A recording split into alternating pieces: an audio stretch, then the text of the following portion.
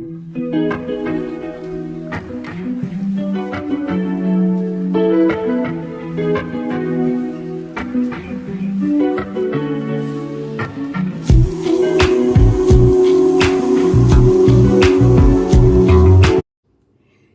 அன்பானவர்களே, உங்களை இயேசு கிறிஸ்துவின் விலையேறப்பட்ட இன்ப நாமத்தினால் உங்களை நான் வாழ்த்துகிறேன். தேவ சமாதானமும் கிருபையும் உங்களை சூழ்ந்து கொள்வதாக. ஆமேன். ஹல்லேலூயா. பிரியமானவர்களே, நம்ம விரும்புகிறத நம்ம தேவனிடத்தில் நம்ம டெய்லி நம்ம கேட்போம் இல்லையா? நம்மளுடைய விருப்பங்கள் என்னவோ அதை கர்த்தர் நாம் கேட்கும்போது அதை நிறைவேற்றுகிறவராக இருக்கிறார். ஆனால் நம்ம தேவனிடத்தில் தேவனோட விருப்பம் என்ன அப்படின்னு சொல்லி நம்ம கேட்டுக்கிறோமா? அவருடைய விருப்பம் என்ன அப்படின்னு சொல்லி சொன்னால், தேவன் நம்மளிலிருந்து என்னத்தை அவர் எதிர்பார்க்கிறார்னு அவர் சொல்கிறாரு, பலியிடுவதை காட்டிலும் அந்த பலியை அல்ல, நான் இரக்கத்தை விரும்புகிறேன். பிரியமானவர்களே, அதற்கு என்ன அர்த்தம்னா, நம்ம மற்றவர்கள் மீது இரக்கம் காட்ட வேண்டும் என்று தேவன் விரும்புகிறார். கிறிஸ்தவர்கள் என்றாலே அன்பு நிறைந்தவர்கள், மற்றவங்க மேலே இரக்கம் காட்டுவாங்க, கருணை காட்டுவாங்க. இன்றைக்கு இதுக்கு உதாரணம் நம்மளுடைய மதர் தெரசா அம்மா. எவ்வளவு இரக்கம், எத்தனை அன்பு! அல்லேலூயா. பிரியமானவர்களே, இன்றைக்கும் ஓசியா 6:6 ஆண்டவர் சொல்கிறாரு. அதுக்கப்புறம் மீகால சொல்கிறாரு. ஆண்டவர் எல்லா இதுலேயும் சொல்கிறாரு. யாத்ராகமத்தில் சொல்கிறாரு, நான் 1000 தலைமுறைகளுக்கு இரக்கம் செய்பவராய் இரக்கமுள்ளவராய் இருக்கிறேன்றார். அப்போது தேவன் நம்மளுடைய 1000 தலைமுறைகளுக்கு அவர் இரக்கம் காட்ட வேண்டும் என்றால் நாம் மற்றவர்கள் மேல் இரக்கமுள்ளவர்களாய் இருக்க வேண்டும். பிரியமானவர்களே, அதுதான் ரொம்ப முக்கியம். நாம் மற்றவர்கள் மீது இரக்கமுள்ளவர்களாய் நாம் இருக்க வேண்டும். இறங்குறது, இரக்கம் பாராட்டுறது, இறங்கி என்ன சொல்கிறாங்க, இறங்கி ஏழைக்கு கடன் கொடுக்கிறான். இரக்கம் உள்ளவங்க கேட்டால் கொடுப்பாங்க.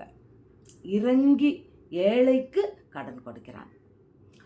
ஏழைக்கு, ஒன்றுமே இல்லாத ஏழைக்கு கடன் கொடுக்கணும்.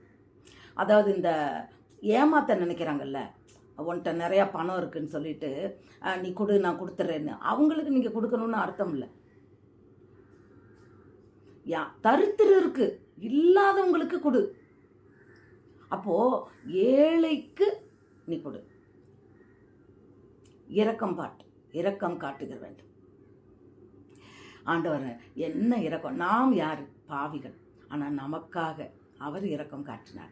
ஒரு குருடனுக்கு இரக்கம் பாராட்டினார், குஷ்டரோகிக்கு இரக்கம் பாராட்டினார், ஊமையனுக்கு இரக்கம் பாராட்டினார், பிசாசு பிடித்தவர்களுக்கு இரக்கம் பாராட்டினார்.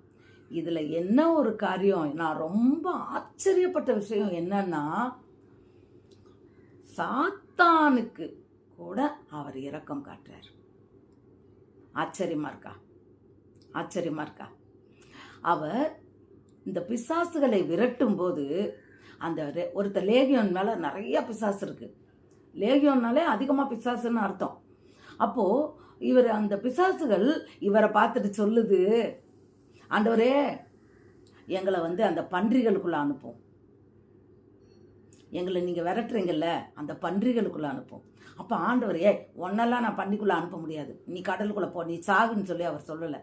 அவர் உடனே இரக்கம் பாராட்டி பன்றிகளுக்குள்ளே அதை அனுப்புகிறார். எனக்கு ரொம்ப ரொம்ப ஆச்சரியமாக இருந்தது. எப்படி ஆண்டவர் இவ்வளோ நேசிக்கிறார், இவ்வளோ எப்படி இரக்கம் காட்டுறாரு? அவர் நேசிக்கலை, இரக்கம் காட்டுறார். எனக்கு ரொம்ப ஆச்சரியமாக இருந்தது. இரக்கம் காட்டுகிறார். பிரியமானவர்களே, நமக்கும் அவர் இரக்கமுள்ள தேவனாய் தான் இருக்கிறார். நம் பிள்ளைகளுக்கு அவர் இரக்கமுள்ளவராய் இருக்கிறார். அவர் நம் பிள்ளைகளுக்கு அவர் இரக்கம் பாராட்டுகிற தேவனாய் இருக்கிறார். நம் பிள்ளைகளுக்கு அவர் இரக்கம் உள்ளவராய் இருக்கிறார். நாமும் அதுபோல மற்றவர்கள் மேல் இரக்கம் உள்ளவர்களாய், எஜமானங்க வேலைக்காரவங்க மேலே இரக்கம் பாராட்டணும். என்னைக்கோ ஒரு நாள் லீவு கேட்குறாங்கன்னா கடினமாக அதெல்லாம் உனக்கு கொடுக்க முடியாது அப்படின்னு சொல்லக்கூடாது. நம்ம வீட்டில் வேலைக்கு ஆள் வச்சுருப்போம், அவங்க ரொம்ப ஏமாற்றி சிலர். எங்கள் வீட்டில் ஒரு அம்மா வேலை செஞ்சது, அது எப்போ பாரு என் பொண்ணுகிட்ட ஒரு மாதத்துக்கே 3 வாட்டி பாட்டி செத்துட்டாங்க, அவங்க செத்துட்டாங்க, இவங்க செத்துட்டாங்கன்னு போட்டு ஏமாற்றிட்டு போவோம். ஏமாற்றுபவர்கள் அல்ல, உண்மையாய் இன்றைக்கி ஒரு ஆஸ்பத்திரிக்கு போகணும், இன்றைக்கி பிள்ளைகளுக்கு போகணும், அந்த மாதிரி ஒருத்தவங்க கேட்டாங்கன்னா உண்மையிலே நான் அதெல்லாம் முடியாதுன்னு சொல்லக்கூடாது. நாம் இரக்கம் பாராட்ட வேண்டும். அவங்களுக்கு அன்றைக்கி ஒரு நாளைக்கு லீவ் கொடுக்கணும். இரக்கம் பாராட்ட வேண்டும் பிரியமானவர்களே. நம்மளை விட அவங்க அந்த பணத்துக்காக அவங்க கஷ்டப்பட்டு வர்றாங்க. அவங்களுக்கு என்னென்ன தேவைகளோ அதுக்காக அவங்க சம்பளத்தை நீ வரல, நான் உன்னை தேவையில்லாமல் எடுத்தால் நீங்கள் பிடிச்சா தப்பு இல்லை. ஆனால் தேவையோடு அவங்க எடுக்கிறதுக்கு நாமும் இரக்கம் பாராட்டி, சரி பரவாயில்ல, உனக்கு இந்த நாள் சம்பளத்தை நான் பிடிக்கல அப்படின்னு நம்ம சொல்லிட்டோம்னா அவங்க எவ்வளோ சந்தோஷப்படுவாங்கல்ல. நாம் நம் தேவனிடத்தில் இரக்கத்தை பெற்றுக்கொள்ளும் போது நாம் எவ்வளோ சந்தோஷப்படுறோம். அதுபோல் நாம் மற்றவர்களுக்கு இரக்கம் காட்டும் போது அவர்கள் சந்தோஷப்பட வேண்டும் பிரியமானவர்களே. இரக்கம் உள்ளவனுக்கு இரக்கம் செய்யப்படும் சொல்றாரு ஆண்டவர். அல்லேலூயா. நாம் மற்றவர்களுக்கு இரக்கம் பாராட்டும் போது நீதிமான் இறங்கி கடன் கொடுக்கிறான். இறங்கினா இரக்கம் பார்க்கறதுனால அவன் கடன் கொடுக்கிறான். நாமும் நீதிமானை போல, தேவனை போல இரக்கம் உள்ளவர்களாய் நாம் இருக்க வேண்டும். அவருடைய இரக்கத்துக்கு அளவே இல்லை, எல்லையே இல்லை பிரியமானவர்களே. அவருடைய கிருபைக்கு அளவே இல்லை, அவருடைய அன்புக்கு எல்லையே இல்லை. ஆம் பிரியமானவர்களே, அவருடைய இரக்கம் அது முடிவில்லாத ஒரு இரக்கம். உண்மையாகவே கர்த்தருடைய கிருபை அதை நம்ம அளவிடவே முடியாது. அவருடைய அன்புன்னா அதை நம்மளால் அளவிட முடியாது. அளக்கலாம், 1 லிட்டர் 2 லிட்டர் 1 கிலோ 2 கிலோ, அதாவது அளக்கலாம், எடை போடலாம். ஆனால் தேவனுடைய அன்புக்கும் அவருடைய கிருபைக்கும் அவருடைய இரக்கத்தையும் நாம் அளவிடவே முடியாது. அவருடைய இரக்கத்துக்கு முடிவே இல்லை. அவர் இரக்கம் முடிந்து போயிடாது. ஒரு பாட்டு கூட எழுதியிருக்கேன். இரக்கத்துக்கு முடிவில்லையே, உம் கிருபைக்கு அளவே இல்லை, உம் அன்புக்கு எல்லை இல்லையே, உமது அன்புக்கு எல்லை இல்லையே. ஆமாம் பிரியமானவர்களே, அவருடைய அன்புக்கு எல்லை இல்லை, அவர் இரக்கத்துக்கு முடிவே இல்லை. நாமும் கூட இரக்கமுள்ளவர்களாய் நாம் வாழ்வோமா? நாம் தெரிந்தவர்கள், நமக்கு பக்கத்தில் இருக்கிறவங்க, நாம் வேலை செய்கிற இடங்களில் ஒரு முதலாளியாக இருக்கிறீங்களா, உங்கள்கிட்ட வேலை செய்கிறாங்களா, இரக்கம் பாராட்டுங்க. சம்பளத்தை கொஞ்சம் கூட்டி கொடுங்க. அவங்க ரொம்ப வேலை செஞ்சுட்டாங்கன்னா அடிக்கடி பொய் சொல்லாமல் உண்மையாக இருந்தாங்கன்னா அவங்களுக்கு இரக்கம் பாராட்டுங்க. அவங்களுடைய கஷ்டத்தில் கடன் கொடுங்க. அவங்க சம்பளத்தில் கூட பிடிச்சிக்கிங்கன்னு கேட்பாங்க. இரக்கம் பாராட்டுங்க. நாம் கிறிஸ்தவர்கள் அப்படித்தான் இருக்கணும். அது வேதம் சொல்லுகிறது. அதனால் அநேகர் நீதிமன்ற ஆண்டவர் அறியாதவங்க கூட இது போல் அநேகர் ரொம்ப இரக்கம் பாராட்டுவாங்க. தெரியாதவங்களுக்கு கூட இரக்கம் பாராட்டுவாங்க.